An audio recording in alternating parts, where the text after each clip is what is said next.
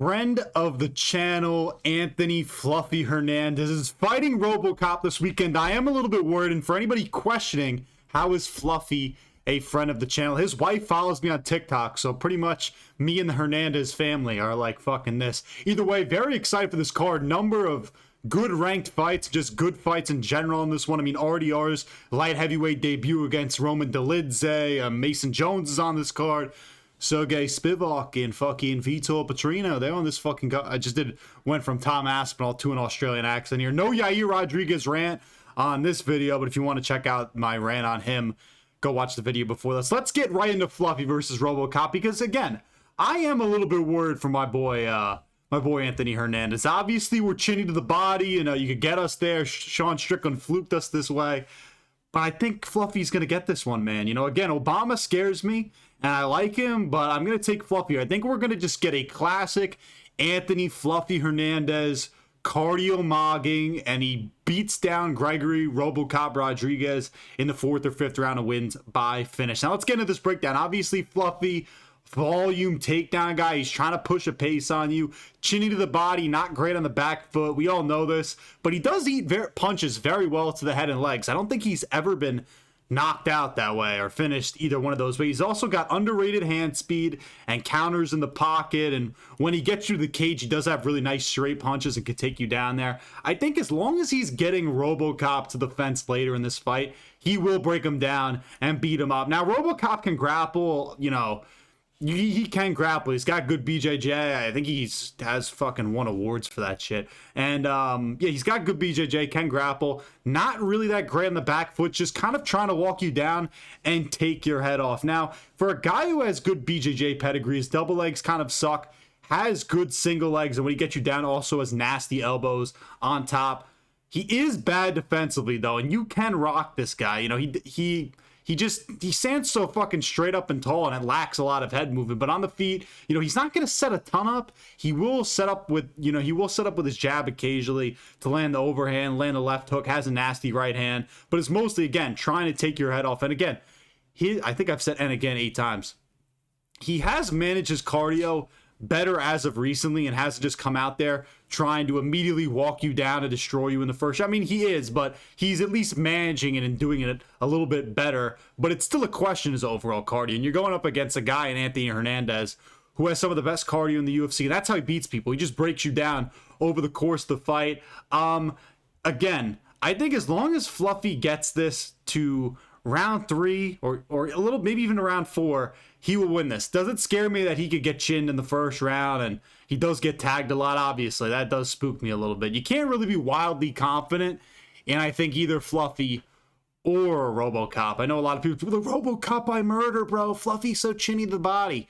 Robocop's chinny too, and he also breaks down over the course of fights. Give me Anthony Hernandez in this one. A lot of people are going to harp on the Sean Strickland fight and be like, look at the Strickland fight. That's Sean Strickland we're talking about. Probably the second best guy in this division. And now we're fighting down against Robocop, who has fought nowhere near the same level of competition that Fluffy has. I mean, look, it's real impressive that he was able to nuke out Bruno Ferreira in the rematch, that he beat Roman Kopylov. Like, those are elite wins, man. And I get it. Somebody's Fluffy, he beat Roman Dolidze, and he beat some other Brendan Allen. Like, what are his? Brendan Allen's still better than anything Robocop's done, by the way. But I get Fluffy has made a lot of, like, the Dolidze fight kind of overrated him. But again, I don't think Robocop's taking Dolidze to deep waters. I mean, who does that to Roman Dolidze, man? But either way, Sean Strickland was just a match made in hell for Fluffy Hernandez. I can't believe I picked Fluffy. Most of it had to do with because he's friend of the channel. But Strickland has better cardio, more dynamic striking, and can beat you up to the body, and those are weaknesses. And also his elite takedown defense. That was a tough matchup for Fluffy. Fluffy's going to put a pace on you. He's going to survive early. He's going to get a late finish. I do worry maybe at some point Robocop flashes a knee up the middle and does some real damage to Fluffy as he's failing takedowns, because he will fail takedowns in this one. Again, Robocop is a good grappler, but I still like Fluffy here late. I just think he's going to get it done, man. And Robocop's good, and would it annoy me if he won? No, not at all. But Anthony Hernandez is a guy, man. People forget, man. When he was supposed to fight RDR, had that fight actually happened and had he beat RDR, they were saying him and RDR were like the worst matchups for Hamza Chimaev. I still believe in the heart of hearts that Fluffy Hernandez, he's going to be the fucking champion one day. We're going to beat Robocop by, I'm going to say 4th round TKO in this one. I have a lot of confidence. I actually don't. I have medium confidence that Fluffy will be able to get this one done. Let's go into Serghei Spivac versus Vitor Petrino. A real interesting one because Spivac he's underrated, and I feel like a lot of people don't talk about him enough. He is pretty decent, has a good grappler, good judo background. He's kind of trying to exhaust you with the grappling. Lately, he's been showing more of his stand-up off, and used to be pretty bad, but again, now he's been moving a little bit better, landing the jab, mixing in the high kicks, got pretty good counters, and he's just like overall well-rounded for a heavyweight. He's one of the dudes, at least I think of, at least decently, but he's not great defensively. I feel like you can hurt him, and Jailton Almeida did finish this guy. Petrino's very explosive, hook merchant, can wrestle. I mean, he's not really a great wrestler, but he can really just kind of overpower you, and can defend takedowns well on the ground. He can do a lot of damage to you with the ground and pound, hunt submissions. His defense is pretty much lacking, though. I mean, he doesn't move his head a lot.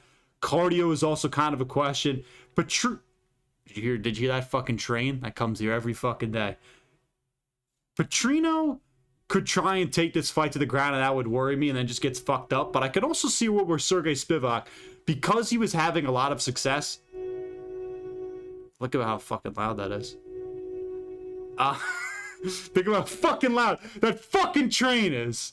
I could see a world where Spivac, like after the Dolidze fight, thinks like he's a boxer now and he can win on the feet against Vitor Petrino, and he might be able to. I'm not saying it's impossible. I thought he looked pretty good in that Dolidze fight, but I just think Petrino has the power and the speed to knock this guy out. I'm going Vitor Petrino by a round 2 knockout in this one. It's going to be a fun one, though. I could really see it going either way. Let's go to RDR versus Roman Dolidze. Anybody who knows, I have very low opinions on both of these guys. Roman Dolidze, that's not really a controversial take whatsoever. He's garbage. But RDR, there's fans of his. And I like RDR for being goofy, but I do think he kind of sucks. This is a hilarious fight. I mean, RDR, moving up the light heavyweight, was having problems at 185 with this gas tank. I think he kind of just was overworked and, gassed out against Brennan Allen, then loses to Kyle Baio. Roman Dolidze, I mean, just straight up garbage now. I'm destroyed by Fluffy and then lost a pretty ugly fight to CLD. But Rainer the Ritter, he's moving up to light heavyweight. You're thinking maybe he gets a Guskov, a Reyes, a Roundtree, somebody that probably would have kicked his ass. How about Roman Dolidze? A truly awful fighter. I think RDR is going to win this one. He's an aggressive grappler. He'll get you on the ground, attack subs, has nice throws, and can go for single legs on you. Nice clinch knees in there. He can time knees up. You can time his knees up, though, with an overhand like Robert Whittaker did. Now, Roman Dolidze has no ability to do that, so that's not really important for this fight. RDR has some of the worst punching mechanics and striking on the feet with his hands that you will ever see. It looks like you threw boxing gloves on a 6-year-old and told him to throw punches. That's how bad it is. And he moves around like a fucking alien and a freak. He's so long. He's just throwing these big overhands and weird punches that make no sense. Roman Dolidze, he's a grappler who wants to strike. Like, if he doesn't get the first takedown, he's fucked. He doesn't find finishes. He throws hard, but it's so slow on the feet. We'll throw out calf kicks to kind of get in on double legs. Again, this is an all-time weird fight. I'm going with RDR. RDR is built like an alien, and Roman Dolidze is built like a fucking caveman. I just don't think Roman Dolidze can defend knees in this fight. RDR is the better wrestler and grappler, but he's also kind of a giant idiot, so he could just throw this one away. RDR dictates where this fight goes, though. That's my kind of main reason for picking him. He'll dictate the pace of this fight. Wherever he wants it to be, it'll be. If he wants to keep it on the feet, he'd keep it on the feet and beat Roman Dolidze, which is a crazy thing to say because RDR is terrible on the feet. If he wants to grow to the ground, he'll beat Roman Dolidze on the ground. This will be, in the words of my friend Lonnie, a bowling ball shoe ugly fight. It's not going to be pretty. It's going to be really sloppy. It's going to look like a heavyweight fight by the 3rd round, and you're going to be like, what the fuck? Why did anybody ever believe in Roman or RDR? I don't think anybody ever believed in Roman Dolidze, and if you did, you were an idiot. RDR's gas tank also should be, kind of back to normal here at light heavyweight now that he's not cutting as much weight or fighting nearly as much. So I'm going RDR here by ugly decision that makes you question how these guys are in the UFC. Mostly it'll be the 3rd round. Maybe the first 2 rounds are goofy, but I think the 3rd round is where you're really going to see a lot of dumb shit go on. And you're going to be like, Roman Dolidze needs to be cut, and RDR, Why did anybody think this guy was going to be a future champion? Let's move on to MarQuel Mederos versus Mason Jones. Peak fight. I'm really excited for this one. You know, MarQuel Mederos is pretty underrated. You don't hear a lot of people talk about him. He's a movement-orientated striker. Pretty lower-ish volume, but when he gets in a rhythm, he could land a lot of nice knees. And on the front foot, he's very good and has amazing takedown defense overall. Nasty calf kicks. On the ground, though, he can scramble well, but at times kind of has bad get-ups and can get stuck there. You can smother him on the feet, but on the back foot, he does have really nice elbows and can fight well off the back foot despite the fact that you can smother him. He will probably have success on Mason Jones early in this one, as Mason Jones needs to get chinned in pretty much every fight to lock in. He does his little Charles Oliveira impression. I'm taking Mason Jones in this one. By the way, he's got nice kicks on the outside, jab. I think his forward pressure is going to be big in this one and give Mederos a lot of problems. So shoot on double legs to get to the body lock. He does, again, leave openings to be chinned and isn't great on the back foot, but I expect him to kind of just be on the front foot this entire fight. Also, his pace doesn't slow down. It doesn't matter if he gets chinned. He will just continue to hunt finishes and come right at you, come all over you. I figure his pace will break down MarQuel Mederos. He'll put out a crazy output on him and either win by decision where he takes rounds 2 and 3, or he wins by round 3 TKO. And I'm going to go Mason Jones by round 3 TKO in this one. I'm really excited for this. I like Mason Jones. He's one of my favorite kind of unranked lightweights. Obviously a guy who's always there to be chinned and get knocked out. But since he's come back into the UFC, he has looked pretty good. Every single fight this guy is in is exciting, and I'm excited to see Mason Jones versus MarQuel Mederos. I'm going Mason Jones, round 3, TKO. Carli Judice versus Jeisla Chaves. I'm going with Judice in this one. This is a pretty good women's flyweight fight, though. Judice, high-volume striker, solid takedown defense and scrambling. She can have random, low IQ moments in fights where she tries to initiate grappling where she doesn't necessarily have to and doesn't have super heavy hands and can struggle on the back foot, but will just put a pace on you and just kind of throw a ton of volume on you and kind of break you as the fight goes. Chaves, Muay Thai striker. She also struggles on the back foot, but can box pretty well. Did I say that right? Yeah. She can land jabs and counters on you. Her defense does kind of suck, but she has a really good chin, but she doesn't really have any takedown defense. I think Carli Judice should win this one over a tough Jeisla Chaves, who I think is pretty decent. I'll go Carli Judice looking bad as fuck in that one. Carli Judice by decision. Let's go Anthony Witt. Jets versus Terrence Chapman. I'm going to go with Anthony Witt here. I don't think that's really a controversial opinion. He's fighting a random fat dude in his UFC debut. Wint can wrestle. He's got heavy hands, looks to get you to the ground and do heavy ground and pound.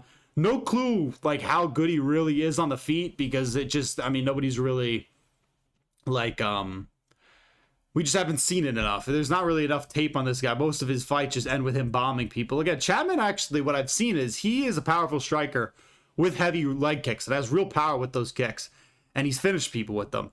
But I don't think it's going to be Anthony Witt. I'm taking Anthony Witt in this one by round 1 knockout.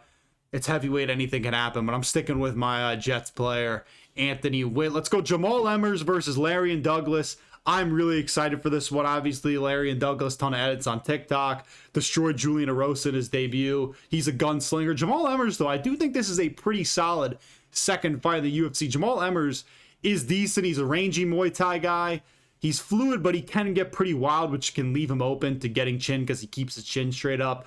He uses his length well to clip you at the end of straight punches and can take you down. Did blob Hyder Emil in his last fight.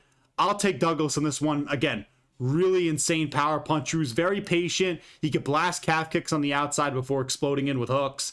Also has a really nice power jab that dropped Julian Erosa. I expect Jamall Emmers at some point in this fight to overextend and they get caught bad by Lerryan Douglas. I'm going Lerryan Douglas by round 2, brutal knockout. This will be a good win, though. Jamall Emmers, again, a guy who is pretty good and just a decent unranked featherweight, and I think a solid first real test for Lerryan Douglas. Let's talk about Shamil, the Meal Gaziev versus Kennedy Nzechukwu.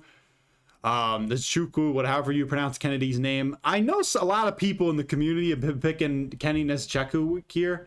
I just can't seriously pick a guy who went to a draw with Marcus Buchecha, who might be the worst fighter I've ever seen step foot in the UFC octagon. Again, I get it. Shamil's got and finished his last two, but they've been against good guys. I mean, Waldo and Brando Peretic. I don't really care that he got finished in those. Kennedy, he does scare me a little bit because he is a calm striker who can box and mix in a head kick and relies a lot on head movement, but has pretty good cardio, but bad fight IQ at times. I mean, he's going to be a lot faster than Shamil Gaziev. I just think Shamil Gaziev is going to get him, man. High pressure, power. He's going to try and get in the pocket with you and kill you. I know he did get finished pretty badly by Brando Peretic, but he ate a lot of big punches in that before getting finished. Shamil will be lower volume. I think it's kind of round one or bust for him unless he's totally landing all of his takedowns and just blobbing Kenny Nzechukwu, because he does have double legs in his back pocket, but I just think he's going to win this. I think he's going to go round one knockout and overwhelm Kenny Nzechukwu and land something big on him along the fence in round one. Let's talk about another good fight. Nasrat Haqparast versus Chris Taco Padilla. Nasrat Haqparast. Back after after getting nuked by Quillen, it wasn't a very close fight. I think this one will be very close. I'm going to take Chris Padilla. I think his pressure will be too much for Nasrat Haqparast in this one. Padilla's a pressure-heavy Muay Thai striker, moves forward very well, nice right hand over the top, knees in the clinch. He could take you down, mixing the grappling. He wants to break you. Now, he is hittable. He's got like a very high-risk, interesting Muay Thai style, but it's a lot of fun to watch. Nasrat Haqparast is a southpaw sniper, higher volume. He's always looking for that left cross, has a nice double leg and triple jabs, doubles up his jabs very well, and has good sprawl, so he can defend takedowns well. But he does struggle with pressure. A lot of his wins have aged bad in the UFC. I think Chris Padilla's front pressure and front kick will be a lot in this one for Nasrat Haqparast, and Chris Padilla will win a close decision. He should be on a longer win streak. Was robbed against Marquel Mederos. That should have been a clear as day win for Chris Padilla. I think he'll win this one. He'll also get inside and land nice elbows and counter Nasrat Haqparast with elbows. I'm taking Chris Taco Padilla by decision in this one over Nasrat Haqparast. Marcio Barbosa versus Ryan Coos. Ryan Coos, they're feeding this guy to the fucking wolves. Just lamb to the slaughter. I just can't really see him going in this one and taking Marcio Barbosa down and just laying on him and finishing him or blobbing a decision. I mean, Marcio Barbosa, power overhands. He's got questionable cardio, but Coos's defense just kind of sucks. Did I say Loose or Coos? Ryan Coos, not Ryan Loose. Ryan Coos's defense kind of sucks, and I think Barbosa is going to be Brazilian blockhead, moving forward, putting something in Ryan Coos's chin, and killing him in round one. It'll be pretty bad. It's going to be bad for Ryan Coos. I'm taking Marcio Barbosa by round one. Did I make sure I put a fight in for this? Yeah. Marcio Barbosa by round one knockout in this one over Ryan Coos. Gage Young versus Stan Dorsainvil. Stan Dorsainvil sounds like a comic book character. I don't know how to describe it. I'm taking Stan Dorsainvil in this one, though. I've watched a little bit of tape on this guy. He looks pretty good and can put a pace on you, put pressure on you, and I think he's going to break down Gage Young and get a late finish in this one. Now, Gage Young, he's a good kickboxer, flicks the jab early, not going to throw a lot of longer combos, but once he throws that jab to get to that lead hook, he will start to lengthen out his combos a little bit more. More explosive guys can land on him, and he isn't great once you put him on the back foot. Has good takedown defense, but bad get-ups. Stan Dorsainvil, movement orientated, trying to break you down over the fight, moving you to the fence, looking for overhands and hooks in the pocket, switches stances a lot, and then will randomly mix in takedowns that like he really isn't even trying to get, but he's just doing it to bother you. That's kind of his game. Stan Dorsainvil is just a pain in the ass to fight. He'll chase finishes on the ground, has really good cardio and a chin, has the length and the size advantage in this one. I think he will break down Gage Young over the course of this fight. And you need one-shot KO power or elite footwork to beat a Stan Dorsainvil, none of which Gage Young really has. I'm going third round TKO for Stan, the man, Dorsainvil, or the drill in this case, over Gage Young. Let's talk about Jackson McVey versus Wes Schultz, one of the best fights on this card. It's kind of a even flow Jesus versus Jesus matchup, because they both look like they're looking to be casted as Jesus and Jesus Christ Superstar, or what's the other one? Jesus Christ Superstar, and then fucking, I don't know, whatever the other Mel Gibson movie is. Maybe that's the one. Weird fight.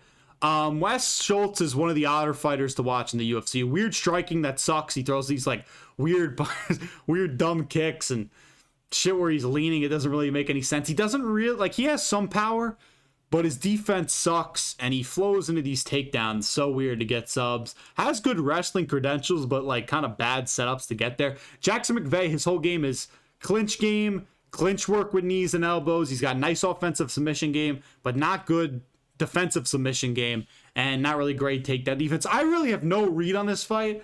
There's a lot of ways this could go. I could see Wes Schultz just pulling guard and getting a sub that way, or Jackson McVey beating this guy up in the clinch, and then they go to the ground and Wes Schultz submits him there, or Jackson McVey gets him in some submission, or Wes Schultz shoots in on a double leg and McVey locks in like a guillotine or something. There's so many ways this can go. I think Schultz will win this one. He's the I'm hooking my fucking wagon to Wes Schultz. He's the better grappler of this one. Both guys have fought garbage. Schultz has never been subbed. Their wins in the UFC consist of Ben Johnston and Cedricus Dumas. Jackson McVey's win in the UFC is Cedricus Dumas, and Wes Schultz beat Ben Johnston, who was literally like a dad coming off the couch and fighting him. Fun fact also about this fight, Wes Schultz subbed Jackson McVey with an armbar when they were amateurs in LFA. So something just to note. I'm going to take Wes Schultz in this one by submission in like round 2. I have no read on this fight. Chanel Dyer versus Elise Reed. I'm going to go Chanel Dyer here. She's got the clinch advantage. She's also just flat out better than Elise Reed. Reed gets pushed back to the fence too much, and I just figure Chanel Dyer's nasty knees to the body will be enough. And Dyer could get outboxed, but Reed's just not that good. I'm going Chanel Dyer by like round 2 TKO in this one. Should be a really, really fun one that I can't wait to see. Other than that, though, Robocop versus Fluffy, fun card. Really excited for it. Better than UFC 330 on paper. I can't wait for this one. Hopefully Fluffy wins and we get ourselves back in the title picture, and then we're coming for Sean Strickland's ass again. Or maybe we finally get the goofball fight between us and DDP, or we get the Brennan Allen rematch. I'm open for anything once Fluffy wins this. Let me know what you guys think down in the comments below. The doctor is signing off.